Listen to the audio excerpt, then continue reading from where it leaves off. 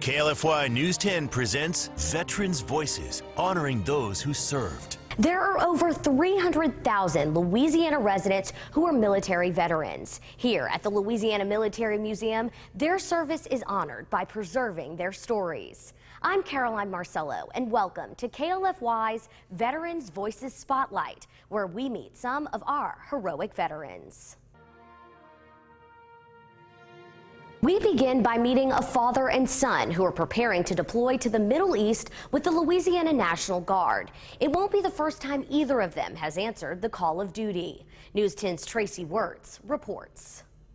When I deployed in 1990, he was a baby, couldn't even roll over, and being the great son he is, the day after I left, he rolled over for the first time.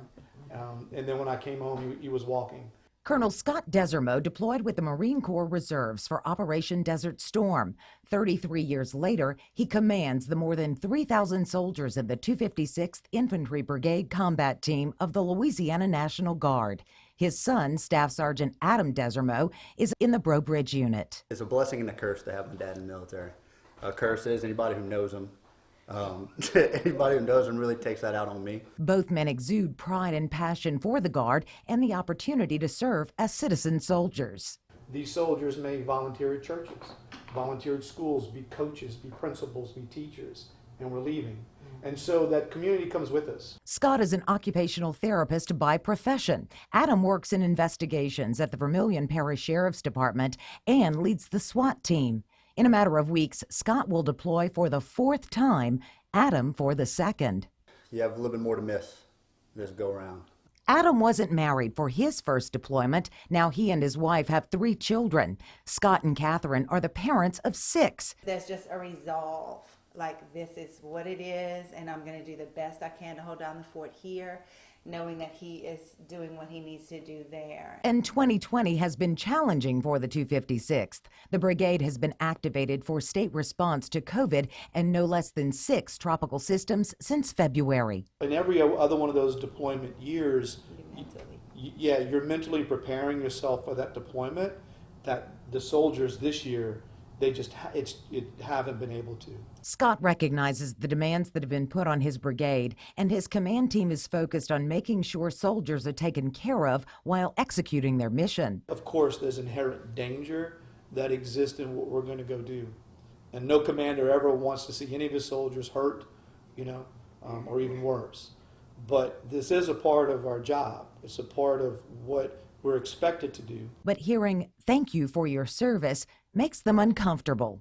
I love being a soldier more than any other thing that I could do. So to be thanked for that is always a little embarrassing for me, I guess. I feel like I haven't earned the right, because you always look up to the people ahead of you, and the World War II generation, the Vietnam generation. I feel like those are the people I should thank.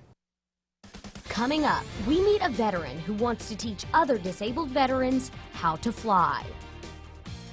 A Lafayette man has a new mission in life. Christopher Sullivan is an Army veteran who was shot overseas. Now he wants to teach other veterans that the skies are the limit.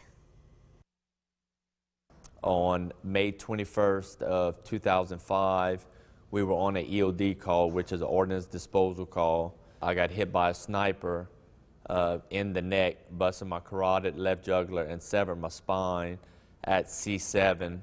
Christopher Sullivan was lying on the ground in Iraq. He says his life truly flashed before his eyes as his battle buddies fought to save his life. And I felt myself dying. I made a promise. I said, God, if you save my life today, I promise I will devote my life to the 2 forces that came together today to save mine.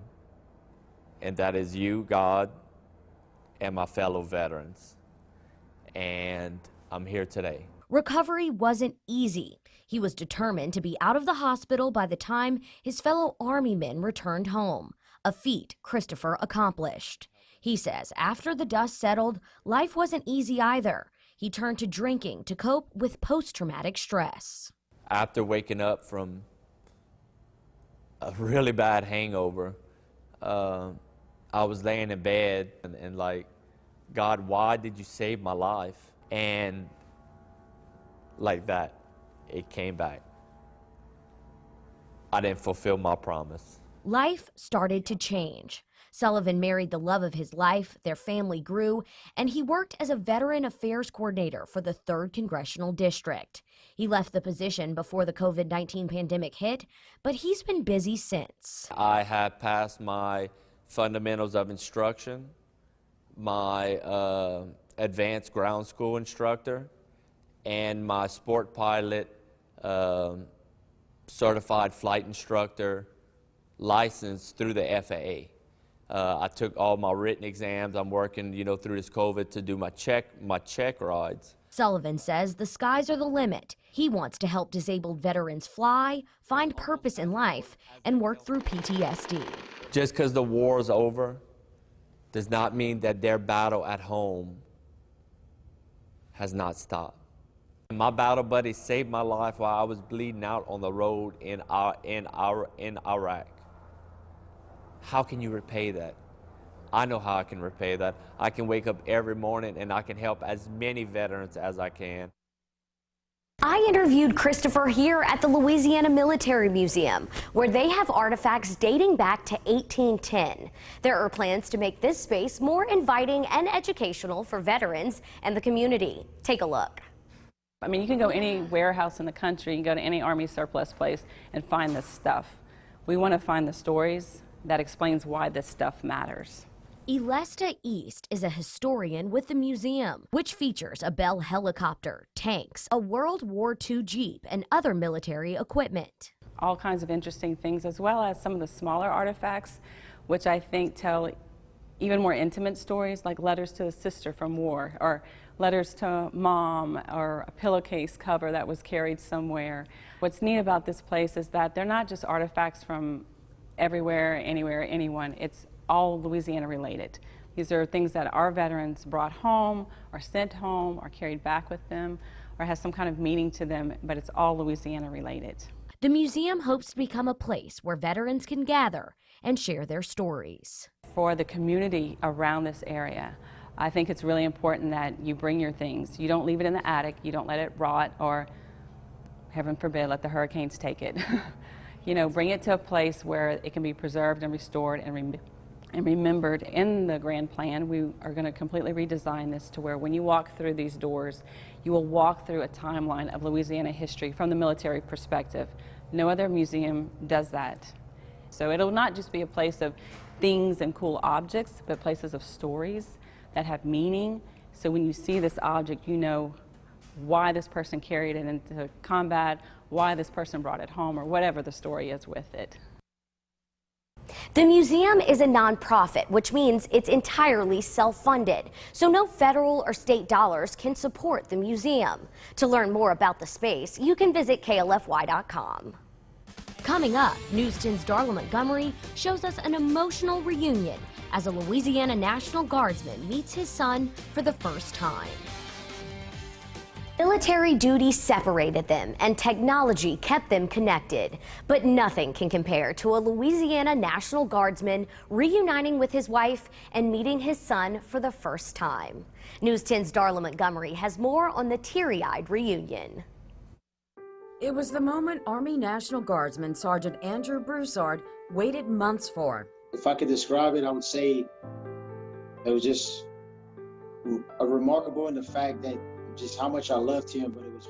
Andrew was deployed to the Middle East when his wife Skyla was 6 months pregnant. Andrew could not return in time for his son Micah's birth.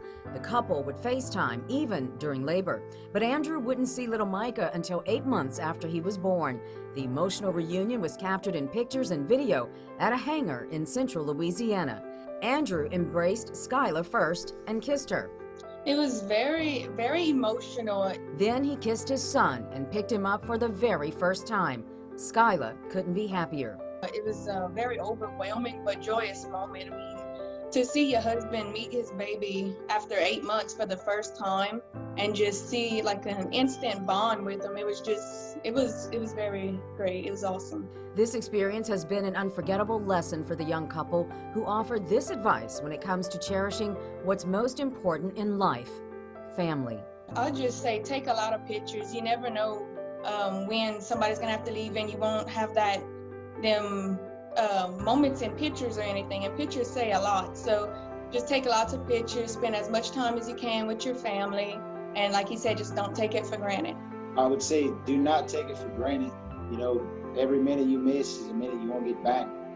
And you want to spend as much time with them as you can. You don't know what the future holds. Every day in the U.S., 18 to 22 veterans commit suicide. Find out how the Project Mission 22 hopes to change that statistic coming up. Life after war can be extremely difficult, especially for those who come home wounded. An ERAF veteran is speaking out after a 15-year battle with the U.S. military. News 10's Dalford Jones has the story of a vet who says his life was ruined because of a clerical error. I gotta live in pain because they took so long. Adam Longclough served in the Louisiana National Guard for 8 years before being honorably discharged after a training accident. Longclough says he now suffers with PTSD and chronic pain. It was a live round, and the two guys in front slipped, and I caught it, so I didn't want it to hit metal, so I let it fall on me, and when I got up, I was passing blood through my pants, and I was throwing up blood. Adam returned home and sought treatment, but couldn't get the help he's entitled to at the VA hospital. When I stepped in a VA hospital and I was told I wasn't a veteran, that's the biggest slap you could have. Unable to figure out why he couldn't get his benefits after almost a decade of service to his country, Adam was in a dark place and tried to take his life. It got to a point where pain and my mental was so bad that, you know, that night I just decided I was going to put an end to it. Luckily for Adam, a neighbor found him and rushed him to a hospital, which ultimately landed him in a mental institute. But it was there he met with a psychiatrist. The psychiatrist said, "What you want?"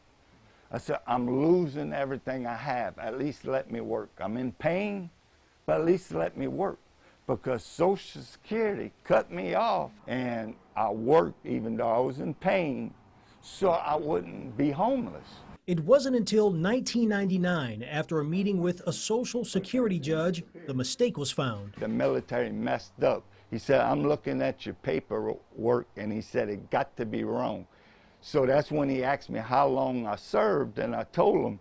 He said, "Well, they're showing you just served 29 days. And 6 years later, in 2005, Adam finally got his benefits. More than 15 years after his discharge, he's now working with his congressman to pass legislation. I want a law put into effect. If the military messes up this bad, someone should be held accountable.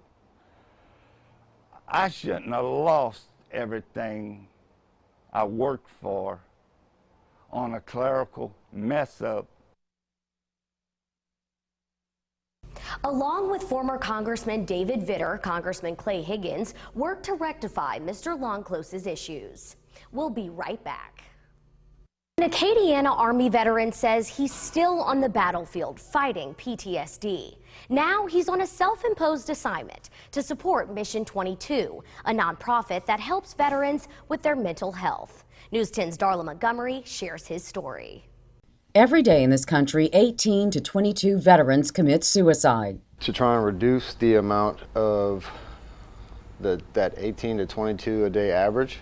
That statistic is the driving force behind U.S. Army veteran Jeff Spire joining Mission 22, a nonprofit organization established to help veterans fight struggles so many of them know all too well. Spire helps to raise funds by participating in what he calls Set 22, an intense strength, endurance, and training challenge. I felt like this was something that I had to do. My sole purpose is to share my story and to help others through the challenges and the adversities that I've gone through in my life. A lot of guys go to, let's just say, this dark place, or they turn towards addiction to numb those feelings. A lot of us battle night terrors, or I know one of my biggest things was I didn't like to sleep. So that's where addiction kicked in. He tells his story of turning from that life of addiction and trouble with the law to using strength and endurance training as a more positive mechanism to cope with PTSD and traumatic brain injury, or TBI. Now, the way that I cope with those things is through fitness and doing these extreme endurance events. So extreme, in fact, he's known to have won titles participating in events not for the faint of heart, including riding his bike 100 miles, then running in a marathon, and flipping a 200-pound tire. All of these events back to back, landing his story in magazines.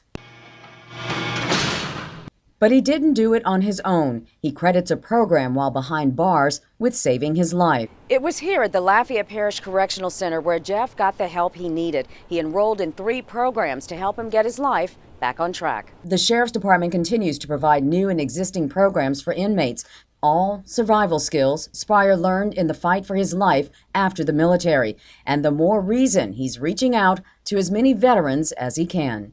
Once you come home off the battlefield, that it's not over yet. You know, a hero should never feel alone. For more, you can contact Jeff through social media. You can also log on to mission22.com. We have those links on our website, KLFY.com. We'd like to thank all veterans for their service and for sharing their stories with us. Thank you for joining us.